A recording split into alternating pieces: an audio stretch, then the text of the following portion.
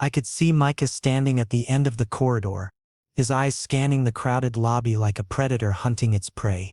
My heart hammered so violently against my ribcage that I was certain everyone around me could hear it. The elevator doors were sliding open just 15 feet away, and without thinking, without planning, I bolted toward them and slipped inside, jabbing the close button with trembling fingers as though my entire existence depended on those metal doors sealing shut. And perhaps it did. The doors began their agonizingly slow journey toward each other. And for one desperate second I thought I had made it. I thought I was safe. Then a scent hit me. Deep, warm, and so overwhelmingly powerful that my omega instincts fired to life. Instantly, flooding my nervous system with awareness I didn't want. I looked up and the air left my lungs completely. He stood there in the corner of the elevator, impossibly tall in a black tailored suit that looked like it cost more than 6 months of my rent. His jawline could have been carved from marble, sharp and defined, and his gray eyes looked right through me as though he could see every secret I'd ever tried to bury. We were alone in this small metal box, and his scent, alpha scent, dominated every molecule of oxygen, making it impossible to think clearly. A shiver ran down my spine, primal and instinctive, and I immediately dropped my gaze to the floor because I knew better than to make eye contact with alphas like him. "You're running from someone," he said, and his voice was smooth like expensive whiskey, but carried an edge that went straight through my chest and lodged somewhere near my racing heart. I couldn't answer, couldn't form words. Micah was far behind me now, probably still searching the lobby, but it felt like his shadow was draped over me even here. Escaping that toxic relationship had been the hardest thing I'd ever attempted, and now that I'd finally gathered the courage to run, this alpha was standing in front of me, another complication in a life already drowning in complications I couldn't handle. He took one deliberate step closer, and my pulse went from racing to absolutely frantic. "I asked you a question." "No," I whispered, hating how my voice shook and betrayed every ounce of fear coursing through me. I'm fine." A slight smirk touched his lips as though he could read every lie written across my face and found them amusing. "Liar." The elevator jerked slightly as it reached the ground floor, and the doors slid open to reveal the bustling lobby beyond. I wanted to run, needed to run, but my legs had turned to concrete. He stepped out first, moving with the kind of fluid confidence that suggested he owned not just this building but probably half the city.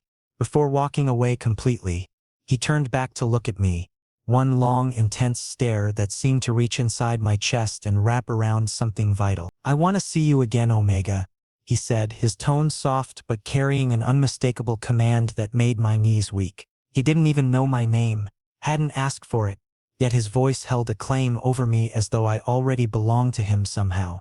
I stood there frozen, heart pounding like a trapped animal, watching him walk through the lobby and disappear into the night outside. Even after he was gone, I could still smell him, still feel the weight of his presence pressing against my senses. I finally managed to move, stumbling out of the elevator on shaky legs and heading toward the back exit of the building. Micah was nowhere in sight. I'd lost him in the chaos of the evening rush. Small mercy, but as I stepped out into the cold night air, I realized I wasn't thinking about Micah anymore. I was thinking about gray eyes and a voice that had somehow managed to burrow under my skin in the span of 90 seconds. The walk back to my tiny studio apartment felt longer than usual, every shadow making me jump, every sound setting my nerves on edge. I'd been living like this for months, constantly looking over my shoulder, constantly afraid that Micah would find me, would drag me back into that nightmare I'd barely escaped. When I finally locked my door behind me and slid down against it to sit on the floor, I let out a breath I hadn't realized I'd been holding. But even in the safety of my own space, I couldn't stop thinking about the stranger in the elevator, about how his scent had made my omega instincts respond in ways I'd never experienced before, not even with Micah during the early days when I'd foolishly thought we had something real. This was different. This was dangerous in an entirely new way. I pulled out my phone and stared at the screen, debating whether to call my friend Adrian, the only person who knew the full truth about what I'd been running from. But what would I even say? That I'd met an alpha in an elevator who looked at me like I was something precious and terrifying all at once? That would sound insane. I sounded insane even thinking it. Eventually I dragged myself up from the floor and went through the motions of my evening routine, shower, change into comfortable clothes, pretend to eat the sandwich I'd picked up earlier but couldn't taste. My mind kept drifting back to those gray eyes, to the way he'd called me Omega as though it was both a title and a promise. I'd never felt so exposed and so seen at the same time. When I finally collapsed into bed, exhaustion pulling me under, my last conscious thought was wondering if I'd ever see him again. And more terrifyingly, wondering if I wanted to. The morning after the elevator encounter found me distracted and unfocused, moving through my shift at the cafe like a ghost going through familiar motions.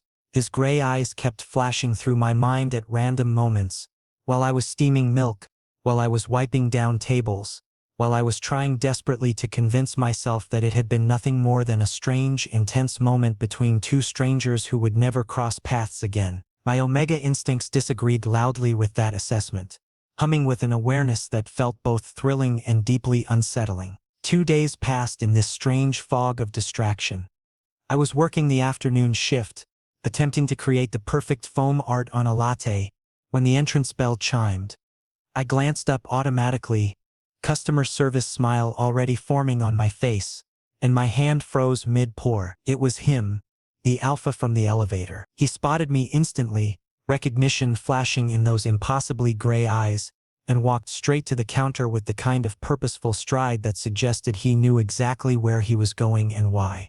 My throat went tight. This couldn't be coincidence. The confidence in his posture, the calculated way he moved through the space as though he'd known I would be here, it all pointed to something far more deliberate. Black coffee. Strong. He ordered, but his gaze never left my face. How did you find me? I managed to ask, my voice barely steady, fingers fumbling with the coffee cup I was supposed to be preparing. Coincidence, he said, but the smoothness of his tone made it impossible to believe. Or maybe fate has a sense of humor. I turned to make his coffee, hyper-aware of his presence just feet away, of his scent beginning to fill the small space behind the counter. My hands trembled slightly as I worked the espresso machine. When I slid the cup across to him, he wrapped his fingers around it deliberately, brushing against my hand in a touch that sent electricity shooting up my arm and straight into my chest. His scent intensified, sandalwood mixed with something darker, something that pulled at parts of me I'd been trying to ignore. "What's your name?" he asked, leaning slightly against the counter as though he had all the time in the world and no intention of leaving without an answer. "Eli," I said reluctantly, knowing there was no point in hiding it now. "Caleb," he introduced himself, letting my name roll around in his mouth like he was tasting it. Then he paused, eyes locked on mine with an intensity that made my knees weak. "And you should probably know something about me. I don't give up easily when I find something I want." My breath caught in my throat. "I'm not a thing you can want." "You're absolutely right," he agreed, and his smirk deepened while something shifted in his expression. Something that looked almost like respect. "You're far more than that." He straightened up, preparing to leave, but stopped at the door without turning around. "Tomorrow night, 8 o'clock.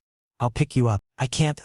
I started to protest, panic rising in my chest. "You will," he said with absolute confidence, finally glancing back over his shoulder. "Because you want to know what this is between us just as badly as I do." Then he walked out, leaving me standing behind the counter with my heart racing and my mind spinning. The worst part was that he was completely right. I did want to know, despite every rational thought screaming at me to stay away, despite having just escaped one controlling alpha, despite knowing this could only lead to complications I didn't need. I wanted to understand what this pull was, this magnetic force that had established itself between us in the span of 2 brief encounters. The rest of my shift passed in a blur. My coworker Sarah asked if I was feeling all right at least 3 times, and I brushed her off with weak excuses about not sleeping well. How could I explain that an alpha I'd met in an elevator had somehow found where I worked and had just asked me out, or commanded me out, really, and that I was actually considering going? When I got home that evening, I sat on my couch staring at nothing, trying to logic my way through this situation. Going would be reckless and potentially dangerous. I knew nothing about Caleb except that he was clearly wealthy, clearly powerful, and clearly not someone who took no for an answer. Those were red flags I should be running from, not toward. But then I remembered the way he'd looked at me in the elevator, not with the possessive obsession I'd seen in Micah's eyes, but with something else. curiosity mixed with desire mixed with something I couldn't quite name. And his scent, God, his scent had made every omega instinct in my body sit up and pay attention in ways I'd never experienced. I picked up my phone half a dozen times to call Adrian for advice, but each time I put it back down. What would I even say? That I was considering going on a date with a mysterious alpha who had somehow tracked me down.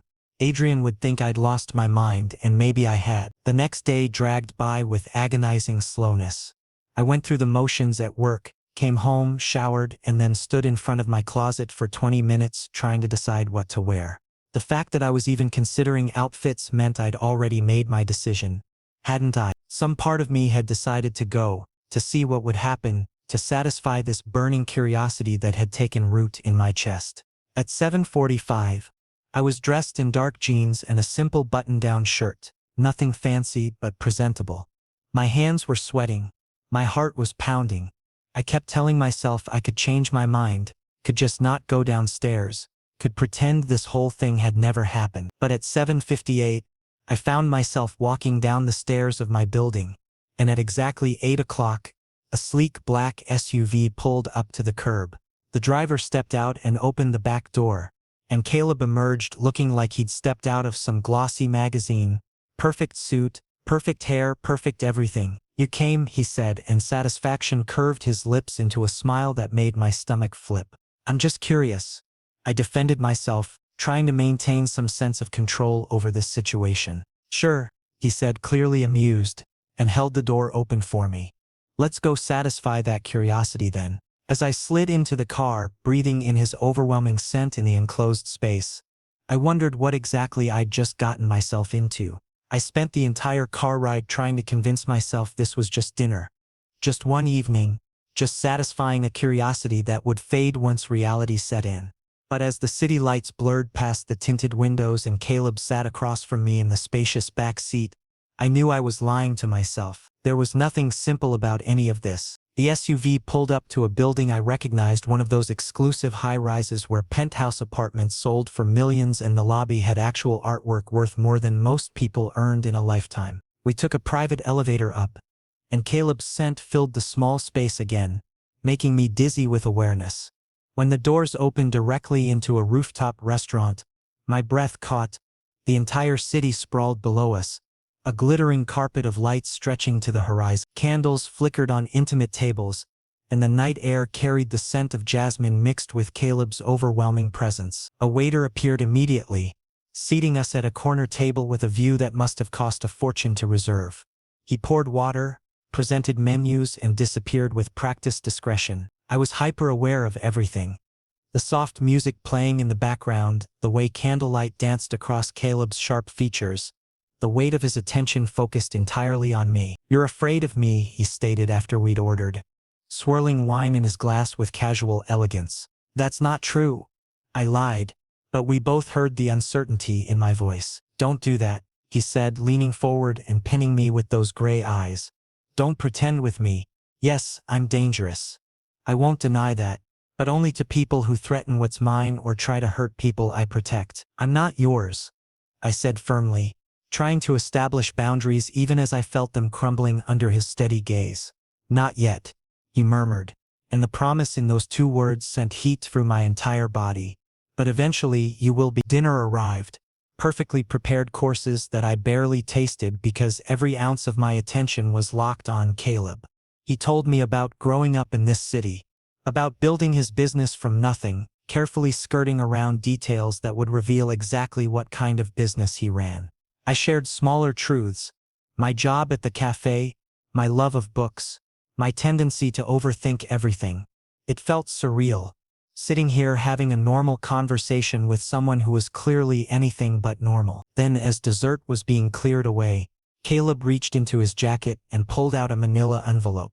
The shift in his demeanor was immediate. All business now, all seriousness.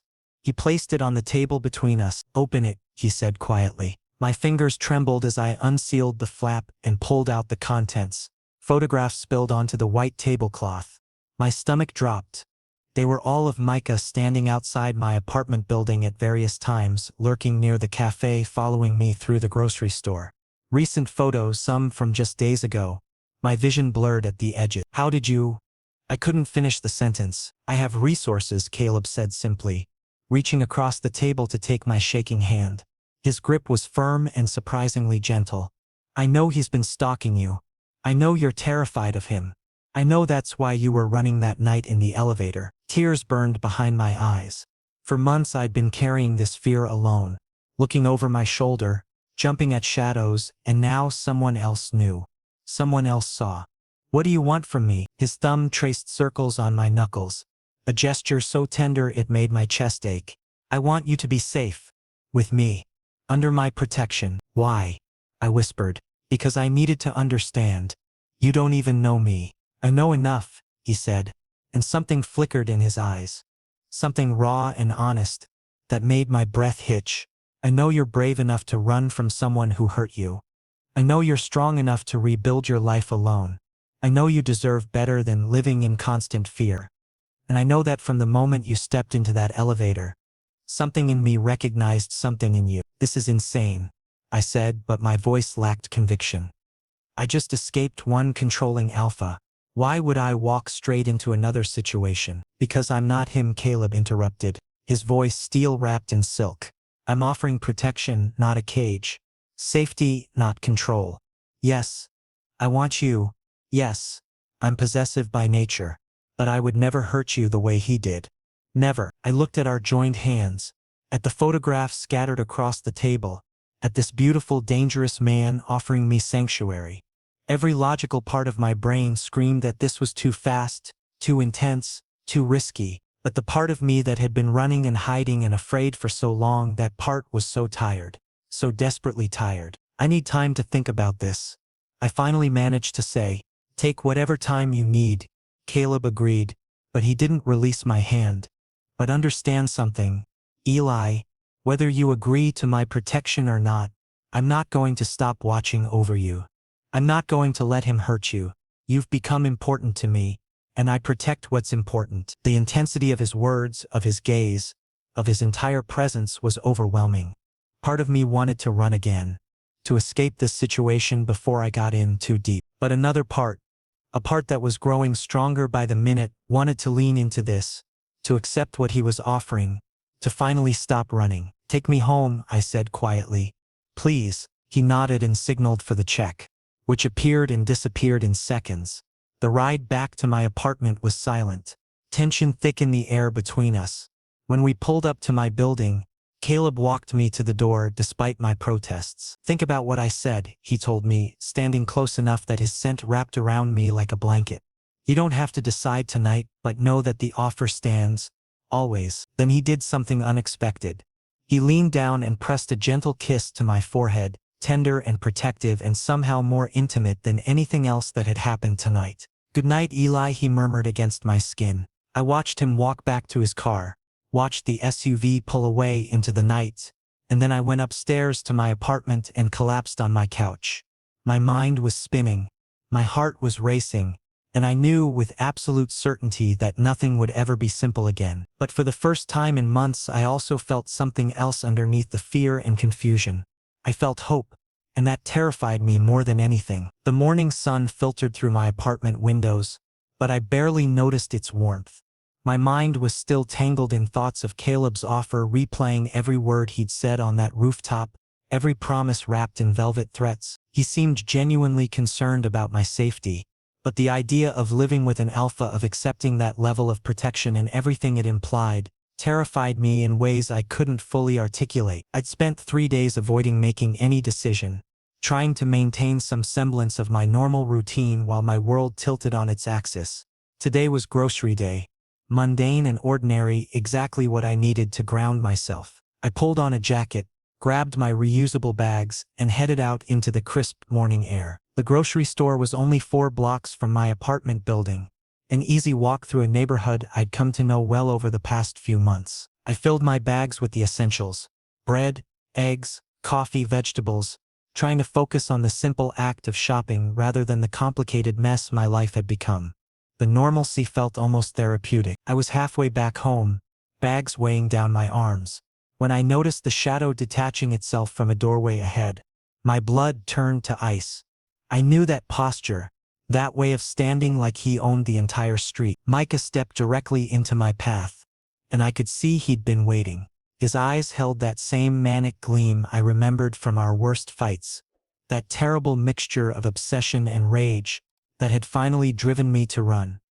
How had he found me? I'd been so careful. Did you really think you could hide from me forever? His voice was deceptively calm, but I heard the fury underneath. Leave me alone, Micah. I tried to step around him, but he moved to block me faster than I expected. Leave you alone? He laughed sharp and bitter. You belong to me, Eli. You've always belonged to me. Some fancy new apartment doesn't change that. My heart hammered against my ribs. There were people on the street, but nobody seemed to notice the drama unfolding. Everyone absorbed in their own worlds. I don't belong to anyone. We're done. We've been done. We're done when I say we're done. His hand shot out and grabbed my arm, fingers digging in hard enough to bruise. The grocery bags fell from my hands, apples rolling across the sidewalk. You think you can just walk away? After everything I did for you? Let go of me. I tried to pull free, but his grip only tightened, nails biting into my skin through the fabric of my jacket. You're mine, he hissed, pulling me closer, and I could smell the familiar scent that used to comfort me but now only triggered panic. Not his. Not anyone else's. Do you understand? I will never let you go. The screech of tires cut through the morning air. A black car appeared seemingly from nowhere, stopping so abruptly that the smell of burned rubber hung in the air. The driver's door flew open and Caleb emerged, and I felt the immediate shift in his scent from controlled alpha to something far more primal and dangerous. His face was terrifyingly calm, but his entire body radiated lethal intent. Take your hands off him. Now. The command in Caleb's voice was absolute, leaving no room for negotiation or discussion. Micah's grip loosened slightly in surprise, but he didn't release me. Instead, he laughed, a nervous, mocking sound. Who the hell are you? His new boyfriend?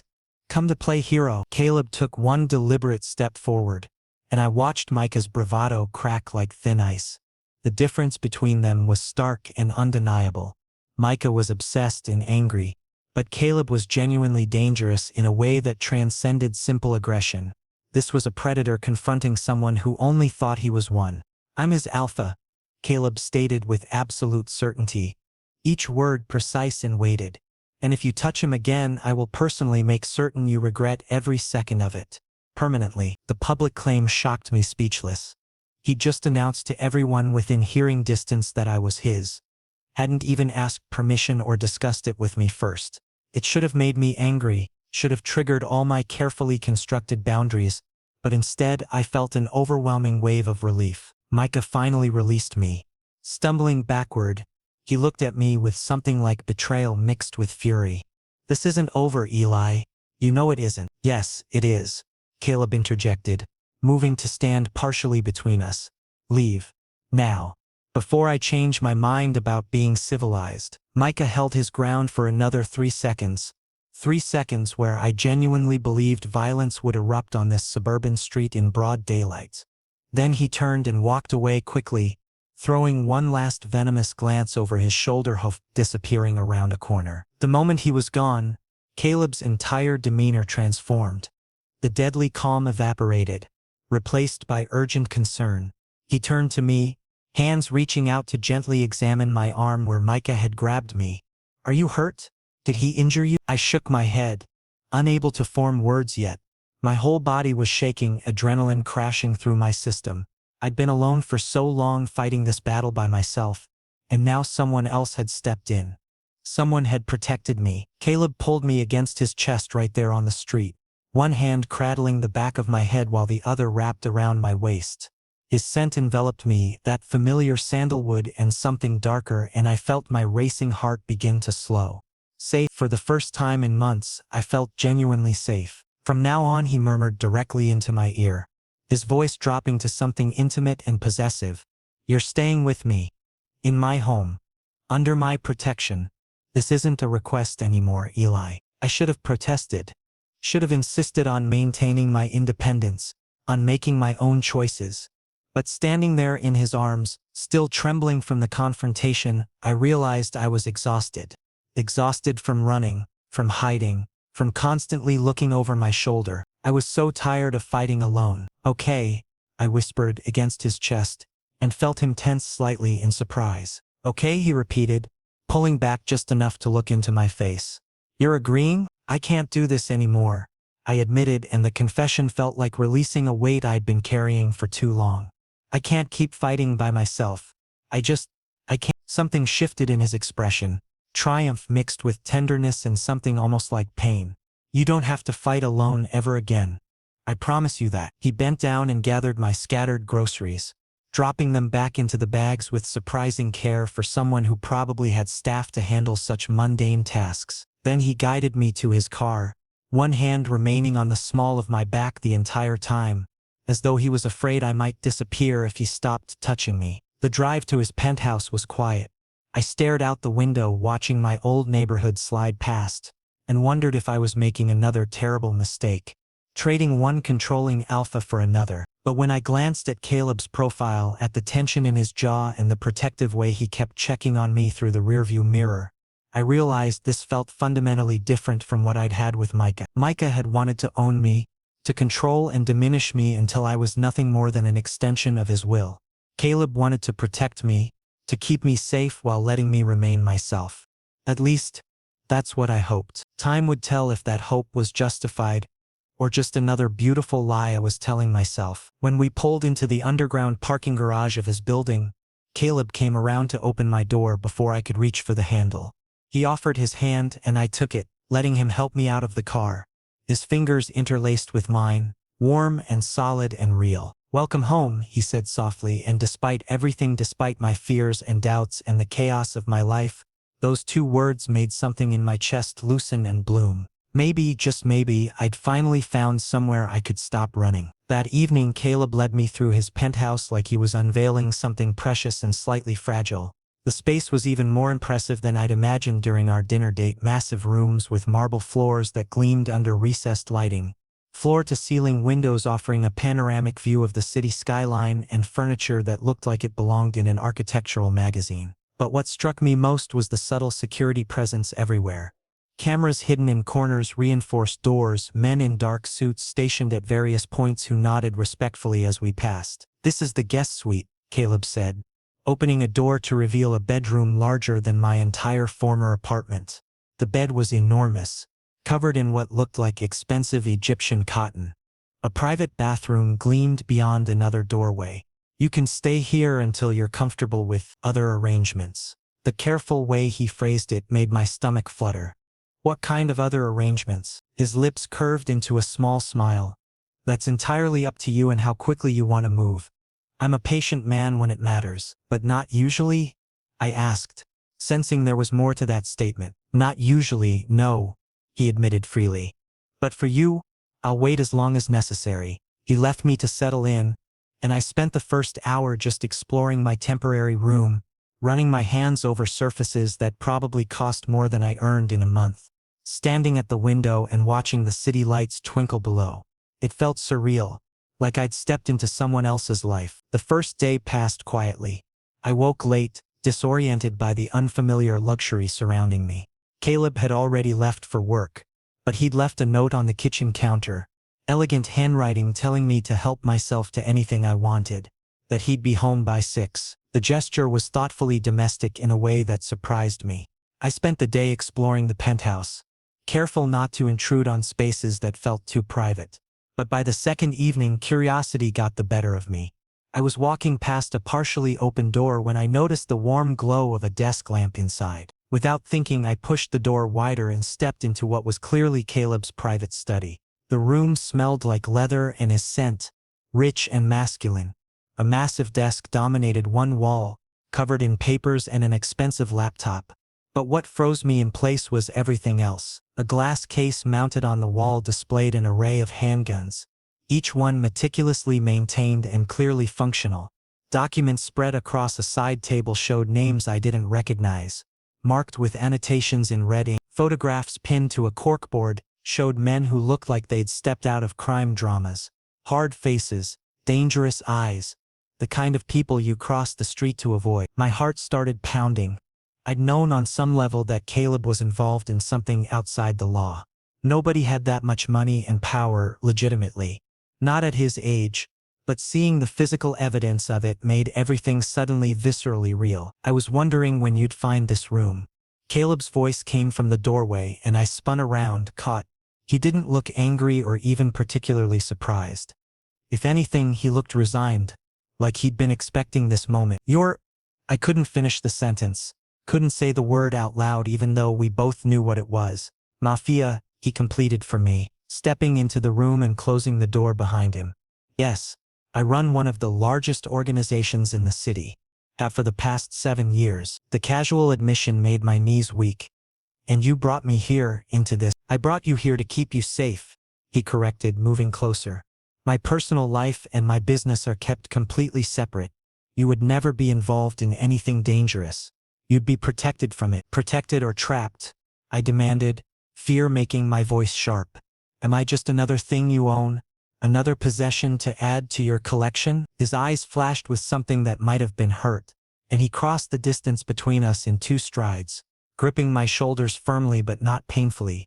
Listen to me very carefully. I am obsessed with you. I won't lie about that. From the first moment you stumbled into that elevator looking terrified and beautiful, something in me recognized you. Yes, I'm dangerous. Yes, I've done things that would horrify you if you knew the details. But with you, for you, I am the safest person in this entire world. That's my vow to you. I searched his face, looking for deception and finding only raw honesty. It was a twisted kind of truth, possessive and intense and probably unhealthy by any normal standard, but it was genuine. He meant every word. What if I want to leave? I needed to know if this was truly a choice or just a prettier cage than the one I'd escaped. Something flickered across his expression, but his voice remained steady. Then you leave. I won't stop you, won't lock you in. But I will continue protecting you from a distance, because that's non-negotiable now. You've become mine to protect whether you stay in this penthouse or not. The declaration should have terrified me. Should have sent me running for the door. But instead I felt something inside me settle, like a puzzle piece finally clicking into place. Because the truth was, I didn't want to leave. The pull I'd felt toward Caleb from that first encounter had only grown stronger. And despite the danger surrounding him, I felt safer here than I had anywhere else in months. I don't want to leave, I heard myself say, voice barely above a whisper. His grip on my shoulders tightened fractionally. Say that again. I want to stay, I said more firmly. With you. Here. The kiss that followed was nothing like I'd expected. It started gentle, almost questioning. His lips soft against mine. Then something ignited between us, and the gentleness transformed into something claiming and overwhelming. His hands slid into my hair, tilting my head to deepen the kiss, and I felt my entire body respond to him in ways I'd never experienced before. This wasn't just attraction. This was recognition.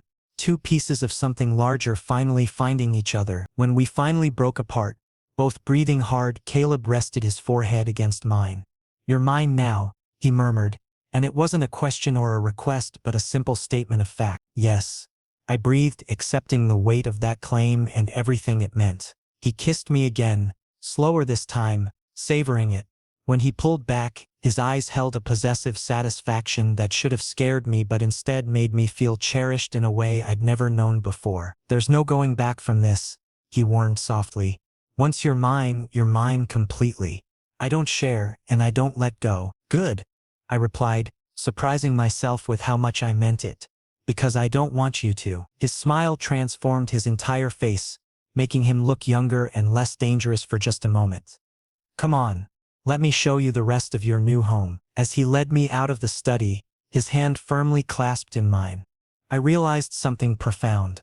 I'd spent months running from Micah, trying to escape a relationship built on control and fear. But with Caleb, I wasn't running anymore. I was choosing, and that made all the difference. 3 weeks passed in a strange kind of domestic bliss I never thought I'd experience. Caleb kept his business life completely separate from our time together, disappearing during the day to handle whatever dangerous dealings his organization required. then coming home to me every evening like we were any normal couple. We fell into routines, morning coffee together before he left, dinners where he'd ask about my day, evenings spent talking or watching movies or simply existing in comfortable silence. I'd started feeling genuinely happy, something I hadn't felt in so long I'd almost forgotten what it was like. The constant fear that had been my companion for months began to fade, replaced by a sense of security I'd never known before. Micah seemed to have disappeared completely, scared off by Caleb's threat, and I let myself believe that maybe, finally, I could stop looking over my shoulder. That belief shattered on a Thursday night. Caleb had surprised me with reservations at an upscale restaurant I'd mentioned wanting to try, the kind of place with white tablecloths and waiters who moved like dancers between tables. I dressed up for the occasion, feeling almost normal as we sat across from each other discussing nothing in particular. He looked relaxed, jacket off and sleeves rolled up, and I remember thinking how lucky I was to have found this strange, dangerous man who treated me like something precious. Then his phone buzzed. The change in his expression was instantaneous, relaxed to alert in a heartbeat. He glanced at the screen and his jaw tightened. "Stay right here," he instructed, his tone leaving no room for argument. "Don't go anywhere, not even the restroom. I'll be back in 2 minutes." He stood and walked toward the front of the restaurant, phone pressed to his ear. I watched him go, unease prickling at the back of my neck. Something was wrong. I could feel it in the sudden tension of his shoulders, in the way his hand had automatically moved to touch something under his jacket. A weapon, I realized with a chill. I was still watching the door he'd disappeared through when the lights went out. Complete darkness descended on the restaurant, followed immediately by confused voices and the clatter of silverware being knocked over. My phone was on the table and I grabbed for it, but the screen showed no signal. Around me, chaos erupted as patrons tried to figure out what was happening. Then I felt it, a hand clamping over my mouth from behind, cutting off my startled yelp, a familiar scent that made my blood run cold. "Did you actually think hiding behind your new alpha would work?" Micah's voice hissed in my ear, venomous and triumphant. "Did you think I'd just give up?" I struggled immediately, trying to scream through his palm, but he was prepared for resistance. His other arm wrapped around my torso, dragging me backward toward what I assumed was a rear exit. He'd planned this, the power outage, the lack of cell service, everything. This was a calculated attack. Terror gave me strength, and I thrashed violently, managing to elbow him in the ribs. His grip loosened slightly, just enough for me to wrench partially free, but then he recovered and hauled me back against him with bruising force. "You're coming with me," he snarled. "We're going to have a long conversation about loyalty and respect and what happens to omegas who think they can just walk away." The gunshot was deafeningly loud in the enclosed space. Micah screamed and released me, stumbling backward. I fell forward onto my hands and knees, gasping. Emergency lights flickered on, casting everything in harsh red illumination. I looked up and saw Caleb standing 10 feet away, gun in hand, his face an absolute mask of lethal calm. Behind him, several men in dark clothing had materialized, weapons drawn, securing the area with military precision. "I warned you," Caleb said, his voice perfectly level despite the violence he'd just enacted. "I told you explicitly what would happen if you came near him again." Micah was on the ground, clutching his shoulder where blood seeped between his fingers. The bullet had hit flesh, but nothing vital. A deliberately non-lethal shot that conveyed a very clear message. He held up at Caleb with hatred and fear warring in his expression. "You shot me," he gasped, like he couldn't believe it had actually happened. "You can't just—" "I can," Caleb interrupted, walking closer with measured steps. "And I did. Consider that your only warning." He aimed the gun at the floor beside Micah's head and fired again. The bullet sparked off the tile inches from Micah's face and he flinched violently. "If I ever see you within 100 feet of Eli again," Caleb continued in that terrifyingly calm voice, "the next bullet goes somewhere far more permanent. And I will personally ensure that no hospital, no police, no one will help you. Do we have an understanding?" Micah nodded frantically. All his earlier bravado evaporated in the face of genuine danger. Two of Caleb's men hauled him to his feet and dragged him toward a service exit. I heard a van engine start outside, and then they were gone, taking my nightmare with them. The moment Micah disappeared, Caleb holstered his weapon and dropped to his knees beside me. His hands were everywhere at once, checking for injuries, examining my wrists where Micah had grabbed me, tilting my face up to search my eyes. Are you hurt? Did he harm you? Tell me everything he did. I'm okay, I managed, though my voice shook badly. He just grabbed me, tried to drag me out. You got here before. I couldn't finish the sentence because suddenly I was sobbing, all the terror and adrenaline crashing through me at once.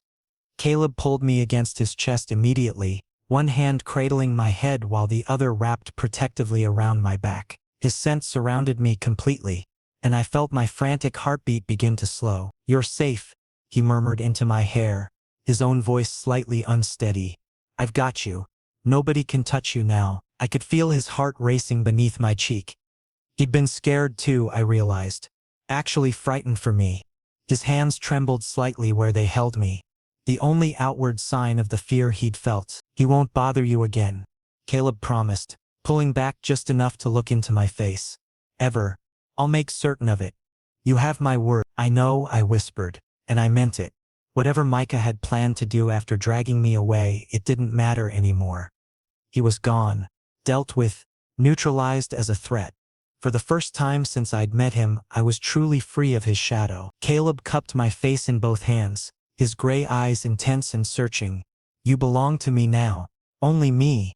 And I protect what's mine with everything I have. Yes, I breathed, accepting the claim fully and completely. I'm yours. He kissed me there in the harsh emergency lighting, in the ruins of our interrupted date, surrounded by his security team and confused restaurant patrons. It was claiming and possessive and absolutely perfect. When we finally pulled apart, I felt something fundamental shift between us. A bond solidifying into something unbreakable. Let's go home, he said softly, helping me to my feet and keeping one arm firmly around my waist as he guided me out of the restaurant. As we walked to his car, I realized that for the first time in my entire life, I knew exactly where home was. It wasn't a place or a building. It was wherever Caleb was. And finally, after months of running and fear, I could stop moving. I was safe. I was claimed. I was home.